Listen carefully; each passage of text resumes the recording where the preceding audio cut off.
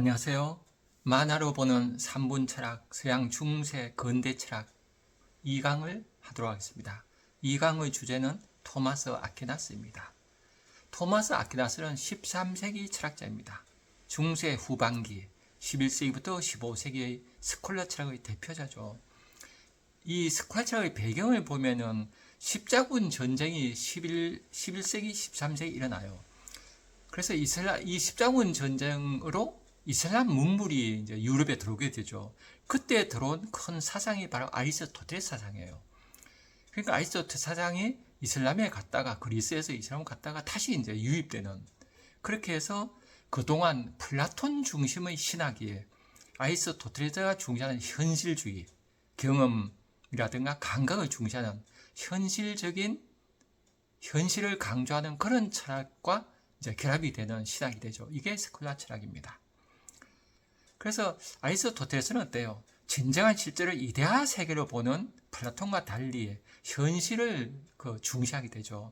그래서 그의 핵심 사상을 보면은 인간의 이성을 신앙과 조화시키려고 그래요.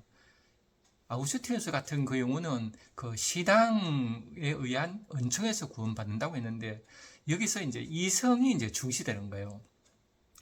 그래서 아퀴나스는 현실 세계와 인간 이성에 대한 긍정적 신뢰를 한다.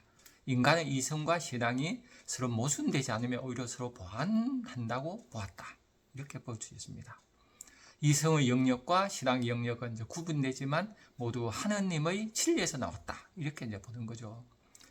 그래서 아구스틴의 교부 철학은 신앙이 이성보다 우선하고 이성의 신앙의 이해를 심하게 이렇게 봤는데, 아퀴나스는 어때요? 이성에 의해서 신을 알 수 있다. 이렇게 생각을 해요.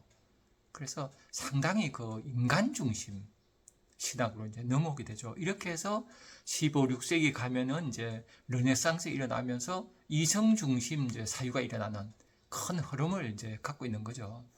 이 아퀴나스의 존재론을 보면은 아리스토텔레스 존재라고 같죠. 플라톤은 어때요? 우리가 사는 세상은 허상이고 우리 사람 벗어난 세상이 진짜 이데아 세계라고 보잖아요. 이혼론이죠. 그 아리스토텔레스는 어때요? 이런 논이에요. 한 사물, 한 사람 안에 형상과 진리가 같이 붙어 있다고 봐요. 형상이 이제 이데아주 이상적인 상이잖아요. 그래서 한 존재는 안에 이데아가 있는 거예요. 그러면 어때요? 한 존재는 이데아를 향해 가게 되겠죠. 그래서 아퀴나스는 이렇게 생각하는 거죠. 모든 존재자는 더 나은 형상을 향해 나간다. 이렇게 보는 거예요. 그래서 나는 점점 더 나은, 그죠? 결국은 하느님까지 가는, 이렇게 이제 시작이 일어나오겠죠. 그래서 이 존재자를 사물을 이제 어떻게 나눈가 하면은 완전성의 정도에 따라서 위계적으로 이제 배를 해보는, 무생물이 가장 낮죠. 좀 더 높은 게 식물, 동물, 인간, 천사, 하느님, 이렇게 이제 세상을 보게 되죠. 그래서 모든 피조물은 하느님의 존재에 참여하는 것으로 보게 돼요. 하느님만이 스스로 존재하며 나머지를 모두 유한하며 의존적이다. 모든 존재자는 존재의 원칙에 하느님부터 존재를 부여받았다. 이렇게 보는 거예요. 그죠? 이런 시각이 이제 만들어지는 거죠.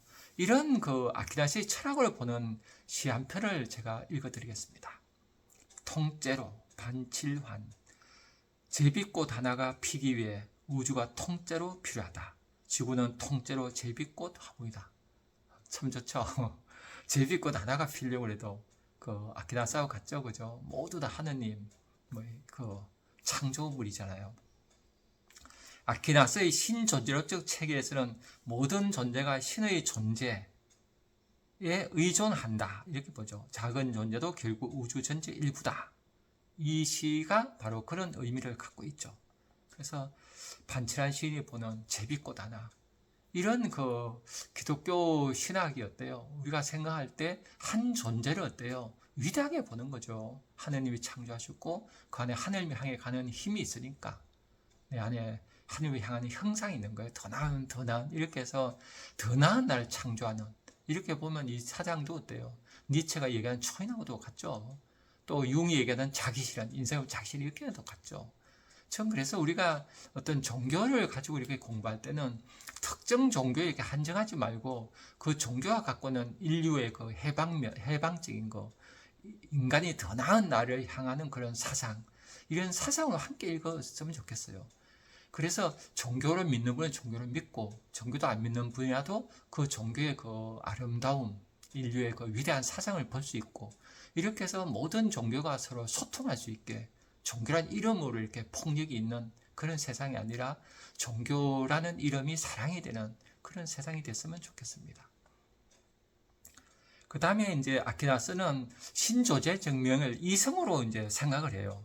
신학대전에서 5가지 방식으로 신의 존재를 논증을 해요. 그 신의 아우구스티누스 같으면 신은 이제 깨달음 은총으로 신을 알 수 있다 생각했죠. 신앙으로. 근데 여기서는 이제 이성이 이제 중시되는 거예요. 첫째 이렇게 얘기하죠. 운동의 근원. 모든 운동은 최초 원동자를 필요한다. 그렇죠. 우리가 논리 생각하면 그렇죠. 뭐가 움직이면 최초에 뭔가 있죠. 그게 바로 하느님을 보는 거예요. 최초의 원동자가. 또 제일 원인이 있겠죠. 모든 원인은 제일 원인이 있겠죠. 원인 찾아가면. 그래서 최초의 제일 원인이 하느님이다. 이렇게 이제 논증을 하죠. 또 모든 것은 어때요? 우연한 존재가 있다면 반드시 뭔가 필연적이기 때문에 우연이 나오겠죠. 그래서 필연적 존재로 보니까 결국 하느님이 이제 있어야 되는 거예요. 이게 논리적으로 그렇게 되죠. 또 존재의 단계를 보면 가치가 있는데 같이 올라가면 최고의 가치가 있을 거 아니야 이렇게 생각할 수 있죠. 그래서 최고의 가치를 이제 하느님을 보는 거예요. 또 목적론적 질서로 보면은 그 세상은 뭔가를 향해 움직이는 목적이 있잖아요. 이 목적을 올라가면 최고의 목적이 하느님이 되는 거예요. 그래서 그 지성적 질서자, 지성적으로 질서를 세우는 자 이렇게 이제 생각할 수 있죠. 이렇게 해서 신존재 증명을 아퀴나스가 어때요? 운동의 근원, 제일 원인, 필연 존재, 존재의 단계, 목적의 질서 이런 5가지로 신을 논증하려고 하죠. 그리고 그 아퀴나스는 신학과 철학을 구분하려고 그래요. 철학은 그죠? 신학의 신여다 이런 말도 있었지만은 이제 구분해서 영역을 좀 다르게 봐요. 물론 신학이 이제 더 높게 보죠. 철학은 이성을 통해 도달할 수 있는 자연적 진리 탐구를 이제 철학을 보고요. 신학은 계시에 의해 알게 된 초자연적 진리 탐구 이렇게 나눠서 봐요. 이거는 지금도 우리가 맞지 않아요? 이 우리 눈에 저는 양자 물리라고 생각해보면 이 세상 어때요? 그 물질로 보이지만은 진짜 세계는 에너지 장이잖아요. 그러면 눈에 보이는 물질의 세계는 이성을 통해서 인간 이성이라는 거는 따지는 거잖아요. 논리적이고 이렇게 따져보면은 물질적인 이해가 돼요. 그죠? 근데 그 에너지 장의 세계는 보이지 않아요. 이거는 어떻게 알아요? 이거는 어떤 직관, 통찰, 종교로 말하면 어때요? 신앙 이렇게도 볼 수 있는 거죠. 이렇게 해서 어떤 신의 계시 이렇게 해석할 수 있죠. 이걸 꼭 종교의 의미가 아니라 인간이 갖는 그 마음을 볼 때 직관이 알 수 있는 게 있고 논리 이성을 알 수 있는 게 나눠지잖아요. 그래서 그 아우구스티누스 이렇게 얘기하죠. 모두 하느님이라는 동일한 진리로 수렴된다. 이렇게 얘기를 해요. 그 다음에 또 이분의 중요한 사상이 자연법 사상이 있죠. 이 자연법은 어때요? 자연법. 자연스러운 법이죠. 우리가 누구나 그냥 옳다고 하는 법이 자연법이에요. 인간이 이성이잖아요. 누구나. 모든 사람이 이성인데 이성적으로 누구나 판단 능력이 이성이거든요. 누구나 판단할 때 옳아 하는 게 자연법이에요. 누구나 볼 때. 그러면 이 기독교식으로 얘기하면 어때요? 아퀴나스식으로 얘기하면 인간 이성은 하느님이 줬죠. 하느님이 준 이성이 있기 때문에 그 이성은 하느님 같은 힘이 있는 거예요. 그래서 옳은 걸 알아봐요. 그래서 보편적 도덕 법칙을 알 수 있는 거예요. 이게 바로 자연법이죠. 모든 사람이 선과 악을 구분하는 힘이 있는 거예요. 이렇게 보는 게 바로 자연법이죠. 그래서 이 자연법 사상은 현대에 오게 되면 어때요? 그 이후에 실정법의 근거가 돼요. 우리나라도 보면 헌법이 있잖아요. 헌법이 최고 높은 법인데 헌법의 근거는 바로 자연법이에요. 그죠? 우리가 그 대통령의 정치 잘못했을 때 일어날 때 우리가 근거를 두는 법이 헌법도 있지만 자연법이 있죠. 누가 봐도 옳다. 이 자연법의 근거에서 옛날 조선시대 같으면 어때요? 왕을 가릴 때 어떻게 알아요? 하늘의 이름으로 그렇게 얘기하죠. 하늘이 이제 최고 높은 거죠. 하늘. 누구나 아는 거죠. 어떤 신적 의미가 있지만은 신적 의미를 빼고 나면 이제 자연법이 되겠죠. 그래서 옛날에 하늘이라고 생각했던 거나 지금 자연법, 누가 봐도 옳아 하는 거 같죠. 그래서 이 아퀴나스는 위계를 이렇게 생각해요. 최고 높은 법이 영원법이에요. 하나님 안에 있는 절대 불변의 질서예요. 이거는 하나님의 세계는 인간이 알기가 힘들죠. 그리고 하느님의 계시를 받은 사람이 아는 게 신법이에요. 그러니까 영원법은 하느님의 법이고 신의 계시를 알아서 사람이 아는 게 신법이에요. 좀 낮은 단계죠. 그 다음에가 이제 자연법이에요. 인간이 이성을 알 수 있는 법. 그러나 그 이성도 하느님께서 준 거니까 하느님 같은 힘이 있다고 이렇게 보는 거죠. 그래서 이 자연법이란 게 우리가 지금까지도 우리가 이걸 믿고 있잖아요. 바로 아퀴나스가 생각한 자연법인 거죠. 이렇게 해서 우리는 이 누가 봐도 옳은 거, 이 자연법 사상, 이런 시를 이제 읽어보도록 하겠습니다. 먹은 죄, 반칠환, 새끼들에게 줄 풀벌레 잡아오던 집박이를 새매가 낚고 갔다.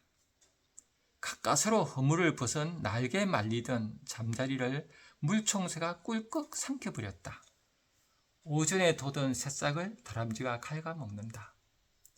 그러나 어느 유족도 복수를 꿈꾸지 않는다. 다 먹은 죄가 있기 때문이다. 한없이 슬프도 적막한 푸른 숲속의 일이다. 이 숲속에서 이 자연 상태, 그죠? 우리가 자연 상태에 보면 먹고 먹히잖아요. 근데 그래서 한 개처로 생각해 보면, 그죠? 잠자리가, 그죠? 금방 날개에 붙어 잠자리가 이렇게 막 날려고 하는데 물총새가 딱 먹어버려요. 그러면 우리가 그 모습을 딱 볼 때 어때요? 모습을 볼 때, 물총새 나빠, 이렇게 이제 느낌이 들겠죠, 누구나, 그죠? 그래야 마음을 무심해서 생각하면 어때요? 물총새나 잠자리나 자연법이죠. 자연스러운. 그렇게 해야지 살잖아요. 그래서 먹고 먹히는 관계를 강자가 약자를 먹는다고 보면은 이게 어때요? 강자가 당연하고 강자 폭력성에 당연히 돼서 이게 사회 진화론에 이제 대입하면 어떻게 돼요? 이 사회의 강자가 약자를 지배하는 게 당연히 돼. 이렇게 합리화가 돼요. 그래야 우주 차원에서 보면 어때요? 이거는 먹고 먹히던 관계가 서로 의존하면서 서로 생명을 의존하면서 서로 살을 나누는 관계. 저는 이렇게 봐요. 하나의 몸이다. 천지자연은 하나의 에너지장이잖아요. 진짜 에너지장이죠. 그게 물질에 나타나죠. 그냥 물질끼리 하나의 에너지장인데 하나의 몸인데 어느 개체가 어느 개체 먹는다고 해서 이게 먹고 먹히는 관계냐고요. 그죠? 사자가 얼룩말을 먹었을 때 얼룩말 몸이 사자가 되잖아요. 그럼 사자가 먹은 거요? 얼룩말 먹고 들어가서 얼룩말이 된 거예요. 저는 이게 논리적으로 따졌을 때가 이건 알 수 없다고 생각해요. 우주 전체 어떤 신비, 그 안에 사랑. 저는 먹히는 존재일 때도 저는 나만 생각하니까 막 슬퍼 화가 나지만은 우주 전체를 볼 때는 자연스럽다 봐요. 나도 누굴 먹고 나도 먹히고. 그래서 우파니샤드에 나오는 기질이 그거죠. 나는 먹거리다. 나는 먹거리다. 나는 먹거리다. 그죠? 그냥 인간도 나도 먹히는 존재인 거예요. 근데 우리가 먹으려면 하다 보니까 이제 이런 생각을 하게 되겠죠. 먹는 게 아주 강자고 뭐 이렇게 아주 이상한 생각을 하게 되는데 이런 생각 자체가 현대인에 갖고는 질병이죠. 그래서 자신 자아 팽창, 그죠? 자아 과잉에 빠진 그런 사유죠. 병적인 사유죠. 그래서 이 시를 보면 어때요? 먹은 죄가 없는 거예요, 다들. 그래서 한없이 슬프도 적막한 푸른숲속의 일이다. 참 슬픈 일이지만은 또 깊이 이거를 깨달은 장자 같은 건 춤을 추잖아요. 이런 게 죽음에 대해서, 그죠? 이렇게 볼 수 있죠. 그래서 존재의 무상함, 존재는 무수히 변해나가는 이런 거를 시로 읽었죠. 이거를 하느님의 은총이라는 하느님의 존재라는 관점에서 보면 진정한 신앙이 될 때 저는 이게 사랑이 된다고 봐요. 그 다음에 토마스 아퀴나스의 덕륜력을 공부해보죠. 아리스토텔의 덕륜력을 개성하죠. 인간의 목적은 행복이라고 그랬잖아요. 근데 여기서 최고의 행복은 바로 뭐였어요? 하느님과의 친구에 있다 보는 거죠. 그죠? 인간이 행복한 건 내가 어때요? 내 안에 있는 다이모나 그잖아. 내 신이 최상의 상태일 때 행복이잖아요. 내 안에 신이 하느님을 할 때 하느님 맞는 것이 최고의 행복이 되죠. 이렇게 자연스럽게 신앙으로 연결될 수 있죠. 자연적 덕은 이제 신중, 정의, 용기, 질제 이런 건 인간의 이성이죠. 근데 신학적 덕은 믿음, 소망, 사랑이죠. 이거 하나님 은총을 주린다. 이렇게 이제 아퀴나스는 나눠서 설명을 해요. 이거는 이제 저는 무심하게 했을 때는 믿음, 소망, 사랑. 이성적으로 생각할 때는 신중, 정의, 용기, 질제가 미덕이 된다고 봐요. 이렇게 나눌 수 있다고 봐요. 그래서 저는 종교는 깨달음의 문제지 깨달았을 때 그 종교는 다 아름답죠. 기독교나 불교나 이슬람교나 힌두교나 저 모든 종교는 위대하다고 봐요. 사이비 종교 외에는. 근데 이걸 머리로 깨달았을 때 문제예요. 머리로 깨달아서 종교가 되면 이제 어때요? 짐승만도 못한 사람이 되버리죠. 그런 시를 읽어보겠습니다. 짐승들 휘틈은 나는 짐승이 되어서 그들과 함께 살았으면 한다. 그들은 아주 침착하고 과묵하다. 나는 서서 오래오래 그들을 바라본다. 그들은 제 처지 때문에 힘겨워하거나 애처롭게 울지 않는다. 그들은 어둠 속에 깨어앉아 죄 때문에 울지 않는다. 그들은 하느님에 대한 의무를 논하여 나를 구역질나게 하지 않는다. 한 놈도 남에게 또는 몇천 년 전에 살았던 동료에게 무릎을 꿇는 놈이 없다. 전 세계를 통틀어 한 놈도 점자를 뺀 놈도 없고 불쌍한 놈도 없다. 짐승이 위대한 거죠. 그래서 인간은 호모사피엔스라 이 생각을 잘못하면 짐승만도 못하게 돼요. 그래서 인간이 생각하는 존재 상상이 있잖아요. 이 상상력을 그저 끝없이 넓혀서 어떤 신적인 어떤 머리로 신이 아니라 깨달음의 신으로 갈 때는 위대한 인간이 되죠. 그러니까 동물도 위대하고 인간도 위대하다는데 인간이 위대한 이 힘을 쓰지 않으면 동물만도 못하게 되죠. 그래서 진정한 신앙은 깨달음에 있다. 이렇게 생각할 수 있죠. 리차드 도킨슨이 이런 말 했죠. 누군가 망상에 치달면 정신 이상을 한다. 다수가 망상에 치달면 종교라고 한다. 또 인디안 종족에는 종교란 말 자체가 없는 종족이 있다 그래요. 삶의 방식이 곧 신앙인 거예요. 이런 게 진짜 종교죠. 삶의 방식은 신앙이 되지 못하면서 현대인 되는 거죠. 속물적이면서 잠시 교회나 절에 가서 이렇게 성수를 해서 되겠어요. 그래서 오히려 종교가 욕망을 합리하고 은폐하는 역할을 많이 한다고 생각해요. 아인슈타인 말이 또 멋있죠. 종교 없는 과학은 절름발이고 과학 없는 종교는 눈이 멀었다. 참 좋죠. 그래서 아키나스의 가르침이 이성과 신앙을 좋아하잖아요. 바로 맹신을 경계하죠. 아인슈타인이 그죠. 종교 없는 과학은 절름발이고 과학 없는 종교는 눈이 멀었다. 이렇게 하는 아인슈타인 위대한 과학자죠. 그래서 우리가 중세 신학을 공부하면서 현대인이 그저 인간을 넘어서 더 위대한 인간이 되는 그런 사상으로 우리가 받아들였으면 좋겠습니다. 감사합니다.